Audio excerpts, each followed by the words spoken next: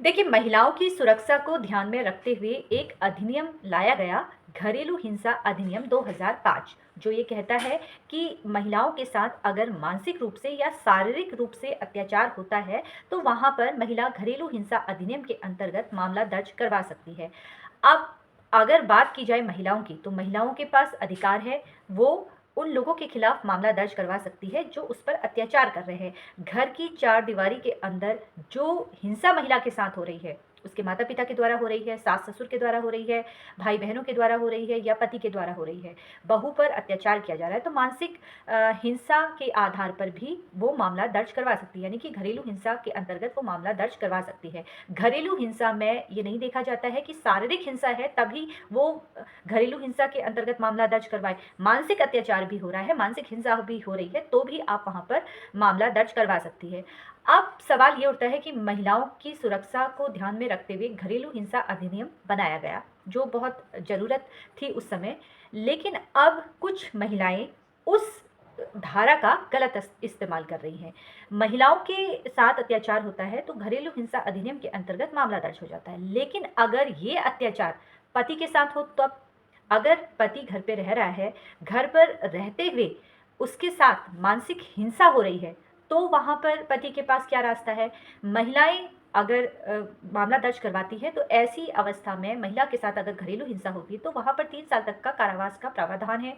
अगर दहेज हत्या हो जाती है तो वहाँ पर 7 साल तक की सजा का प्रावधान है या आजीवन कारावास भी हो सकता है। लेकिन अगर ये घटना किसी पुरुष के साथ हो, देखिए, महिलाओं के हित में बहुत सारे कानून बनाए गए हैं। अगर अत्याचार महिलाओं के लिए हो रहे हैं, तो वहाँ पर हर कोई व्यक्ति इस विषय पे बात करता है। लेकिन आज भी हमारे समाज में कुछ ऐसे पुरुष हैं जिन पर मानसिक हिंसा हो रही है, लेकिन वो डर की वजह से अपनी बात दूसरे तक नहीं पहुँचा पाते हैं, क्योंकि कहीं न कहीं शायद लोग उन पर विश्वास ना करें। अगर किसी पति पर घरेलू हिंसा हो रही है उसकी पत्नी के द्वारा, तब वो व्यक्ति क्या कर सकता है? तब उसके पास एक रास्ता है कि वो अपनी पत्नी से तलाक की मांग कर सकता है और उसके पास कोई दूसरा ऐसा रास्ता नहीं है। अब अगर हम बात करें एक ऐसी महिला की जो अपने पति को बार-बार ये कहती है कि तुम मेरा कहना मानो, या जो वो कहलवाना चाहती है अपने पति से कि तुम्हें ऐसा काम करना है, माता-पिता को छोड़ के जाना है या मुझे ये खरीद के दो, और अगर आप नहीं देते हो तो मैं आत्महत्या कर लूँगी। तो क्या ये घरेलू हिंसा के अंतर्गत माना जाएगा? अगर इस तरह से हरकत अगर पत्नी करती है, तो वो अपने पति के खिलाफ मामला दर्ज करवा देती है कि मुझसे अपशब्द भाषा का प्रयोग किया है, मेरे घरवालों को इनके द्वारा गाली-गलौज होती है, मुझे घर नहीं जाने दिया जाता है। तो ये सारी चीज़ें घरेलू हिंसा के अंतर्गत वो मामला दर्ज करवा देगी। लेकिन बात आ जाती है पति की, जहाँ पर उसे शारीरिक चोट नहीं पहुँचाई जा रही है, जहाँ पर उसे मानसिक उस पर अत्याचार किया जा रहा है, जहाँ पर बार-बार धमकी दी जा रही है, मैं आत्महत्या कर लूँगी, या मैं तुम्हारे माता-पिता के साथ नहीं रहना चाहती है, तुम्हें लेके मुझे रखना पड़ेगा, मैं उनके संग नहीं एडजस्ट कर पाती हूँ।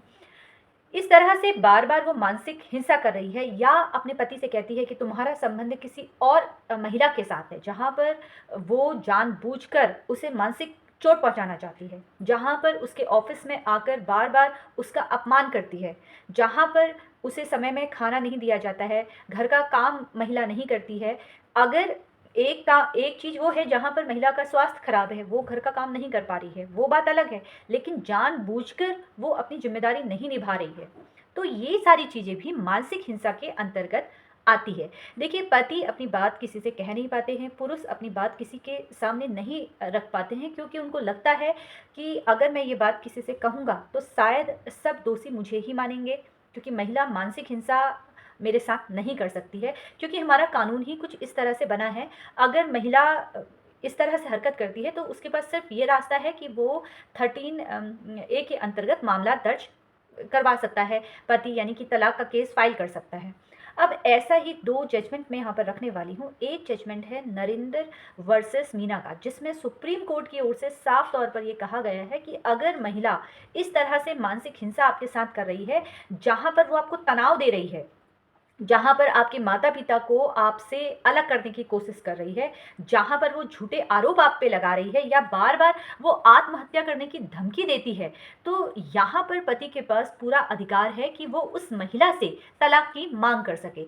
यानी कि अगर पत्नी बार-बार आत्महत्या करने की आपको धमकी देती है, तो वहाँ पर आप उनसे तलाक की माँग कर सकते हैं। इस केस में महिला ने अपने आप को बाथरूम में बंद किया। बाथरूम में बंद करने के बाद वो बार-बार अपने पति को धमकी देती थी कि मैं आत्महत्या कर लूँगी और बार-बार उन्हें टॉर्चर करती थी। जहाँ पर उसने अपने पति के ऊपर आरोप लगाए थे कि आपका किसी और महिला के साथ संबंध है। जहाँ पर पति ने उसे आत्महत्या करने से बचाया, जहाँ पर उसने अपने आप को बाथरूम में बंद किया, मिट्टी का तेल लेकर वो गई और अपने ऊपर डालने लगी। पर पति ने आस-पड़ोस वालों की मदद से उस अपनी पत्नी को बचा लिया। लेकिन जब मामला न्यायालय में आया तो महिला ने बहुत झूठे आरोप अपने पति पे लगा दिए कि इन्होंने मुझे मारने की कोशिश की, जबकि आत्महत्या या डराने का जो उद्देश्य था, वो महिला का था। मानसिक हिंसा वो अपने पति को पहुँचा रही थी, जहाँ पर वो बार-बार अपने पति को धमकी देती थी, अपनी बात को मनवाने के लिए अपने पति को वो धमकी देती थी कि मैं आत्महत्या कर लूँगी। लेकिन एक दिन ऐसा ही हुआ जहाँ पर महिला ने बाथरूम में अपने आप को बंद किया। बंद करने के बाद पड़ोस वालों ने उसे बचाने की कोशिश की, बच भी गई महिला, जहाँ पर पति ने सबसे मदद माँगी और वो महिला को किसी तरह से बचाया गया। लेकिन जब मामला कोर्ट में आया तो महिला ने यानी कि उसकी पत्नी ने बहुत सारे आरोप अपने पति पर लगा दिए। लेकिन कोर्ट में जब कोई भी बात अपनी रखता है, चाहे वो महिला रखती है, चाहे वो पुरुष रखता है, जो बातें आप रखते हैं उसके लिए आपके पास एविडेंस होनी चाहिए। अगर आपके पास पुख्ता एविडेंस है तो वहाँ पर केस आपके द्वारा जीता जाएगा। देखिए, अगर आपकी पत्नी बार-बार आपको धमकी दे रही है, बार-बार आपको आत्महत्या करने की धमकी देती है, आपके साथ मानसिक हिंसा वो कर रही है, तो इस आधार पर आप तलाक ले सकते हैं। ये जो केस है, ये सुप्रीम कोर्ट का जजमेंट है। इसका नाम मैं आपको फिर से बता देती हूँ, नरेंद्र वर्सेस मीना। इस जजमेंट का इस्तेमाल करके आप अपने केस में लगा सकते हैं, जिससे आसानी से अगर इस तरह की परिस्थिति आपके साथ भी है, तो वहाँ पर आप अपने केस में अच्छे से फ़ाइट कर सकेंगे। फ़िलहाल इसकी कॉपी मैं अभी अपने फ़ेसबुक पेज पर अपलोड कर दूँगी। आप वहाँ पर जाकर इस जजमेंट की कॉपी निकाल सकते हैं या मेरे टेलीग्राम चैनल पर अगर आप मुझसे जुड़े हैं, तो वहाँ पर भी मैं इस जजमेंट की कॉपी को आपको सेंड कर दूँगी। फ़िलहाल अगर आपको वीडियो अच्छा लगा हो, तो इसको लाइक और कमेंट करना बिल्कुल भी ना भूलें। अगर आपको ये वीडियो पसंद आया हो तो कमेंट तो आपको करना है और अधिक से अधिक इसे साझा करना है, क्योंकि पुरुष वर्ग को ये समझ में नहीं आता है कि ये जो घटना हमारे साथ हो रही है इस तरह की, ये हमारे साथ मानसिक हिंसा है। मानसिक हिंसा का ग्राउंड बनाकर आप अपनी पत्नी से अलग हो सकते हैं। अगर इस तरह की परिस्थितियाँ आपकी भी है तो वहाँ पर इस जजमेंट की कॉपी लगा के आप अपना केस अच्छे से फाइट कर सकते हैं। फिलहाल सोशल मीडिया के अलग-अलग प्लेटफ़ॉर्म पर आपको मुझसे जुड़ना है। मेरे फ़ेसबुक पेज, मेरे यूट्यूब चैनल और मेरे इंस्टाग्राम आईडी पर आप जुड़िए और इसी तरीके से कानूनी जानकारी मुझसे प्राप्त कीजिए। धन्यवाद।